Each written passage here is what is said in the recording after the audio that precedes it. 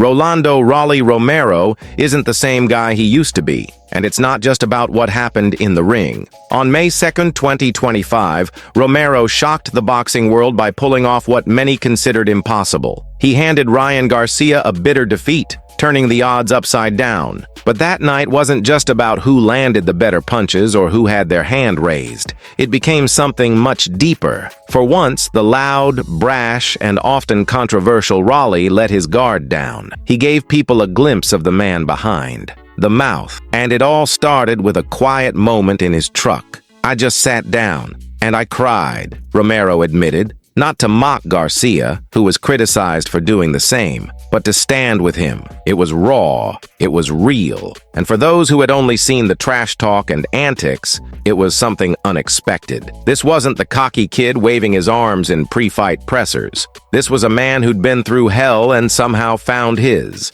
way out. Rewind to 2022. Romero was riding high until Gervonta Tank Davis stopped him cold. The loss wasn't just in the ring, it unraveled something deeper. "I was alone for almost that whole year," he shared during a conversation on Cigar Talk. "It was like God took all the trash out of my life. The defeat stripped away everything. The noise, the yes men, the distractions." And in that silence, Romero did what most fighters struggle with. He looked inward. Instead of spiraling out or doubling down on the swagger, he started rebuilding himself from the inside out. Fast forward to today, and Romero's not just a winner again, he's a different man entirely. That victory over Garcia didn't just earn him the biggest payday of his career, a whopping $5.5 million.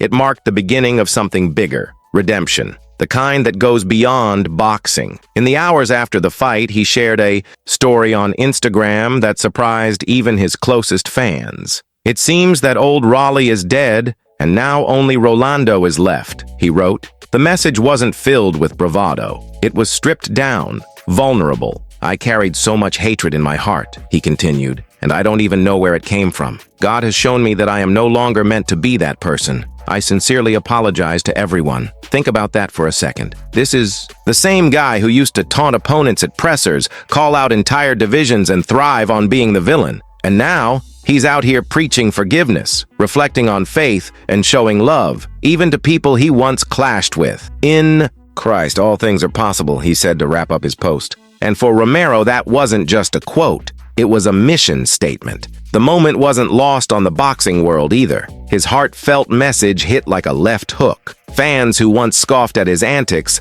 now saw a fighter grappling with something far more important than his next opponent, his own past. The transformation was so visible even folks from his former team, yes, including those from Floyd Mayweather's camp, took notice. Leonard Ellerbe, CEO of Mayweather Promotions, weighed in with a simple but powerful quote in response to Romero's emotional post. "In real life, sometimes a loss is a win, and in Raleigh's case, that's exactly what it turned out to." Romero didn't get here overnight. After that devastating loss to Tank Davis in 2022, his career seemed to teeter on the edge. Then came 2024, and another setback, a defeat at the hands of Isaac Pitbull Cruz. It could have broken him. It could have been the end. But instead of folding, he climbed his way back, one fight at a time. Now, with back-to-back wins and momentum building again, he's positioned himself as a serious force in the welterweight division. But it's not just the wins that matter now. It's how he's winning. He's carrying himself differently. There's less bark, more bite,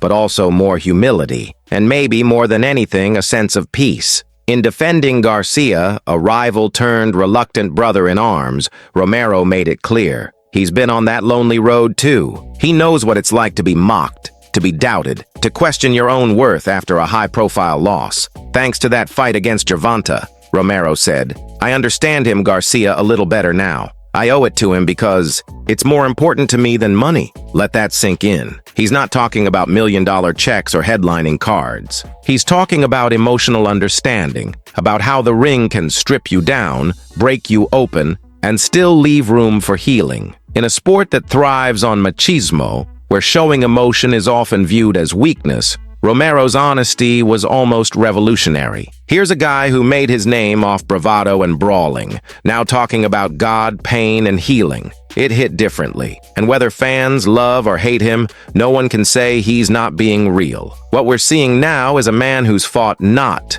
just opponents, but himself. And that internal battle? It's the one that's reshaping everything. He's not trying to prove he's the loudest guy in the room anymore. He's focused on something deeper: growth, redemption, and maybe even legacy. Not just in belts and paydays, but in how he's remembered as a person. As things stand, Romero's resurgence is gaining serious traction. 2 straight wins, a growing fan base, and a new sense of identity that's adding depth to his reputation. The welterweight landscape is packed with killers, but Romero's unique position as a fighter reborn is giving him an edge that stats can't measure. His story has become bigger than boxing. It's about falling hard, standing back up, and daring to change. That kind of honesty? It's rare, especially in this sport. And as for what's next, the future looks wide open. Romero has options, both in the ring and beyond.